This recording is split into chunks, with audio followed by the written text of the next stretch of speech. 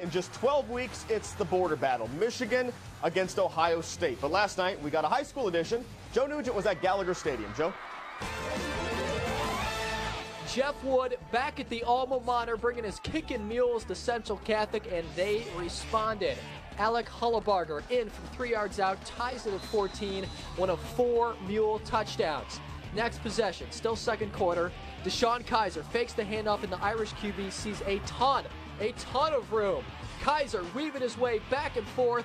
This goes 54 yards. Central answers. They lead 21-14. To the second half, Mules ball, but not for long.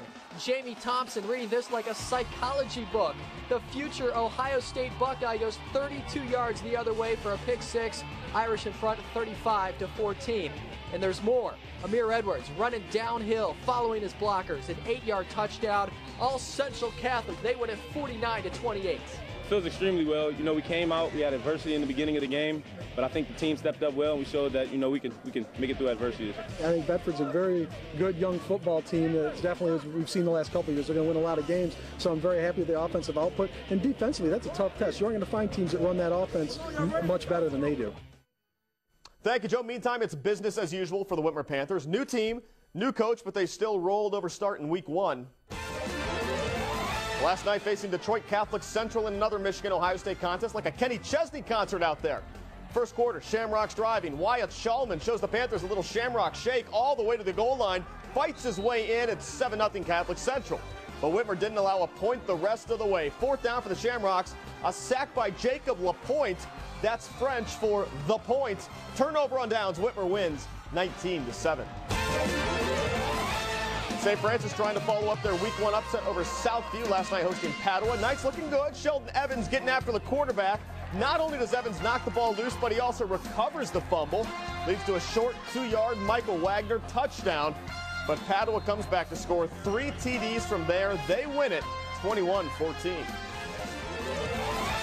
Two teams trying to get to 2-0. Perrysburg and Clay. First quarter, Jackets go for it on 4th and 1.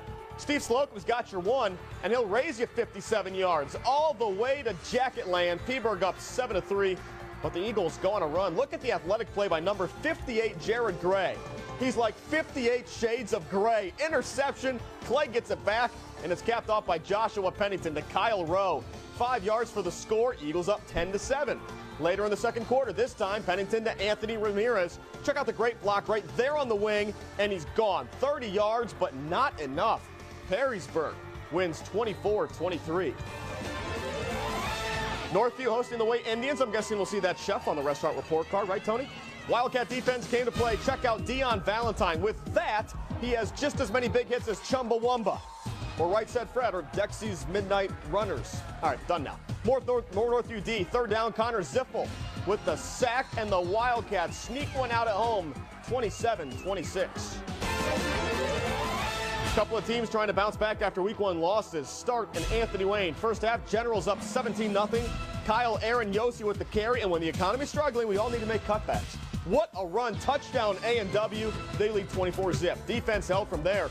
Spartans going deep with it. It's a crazy play off the ricochet.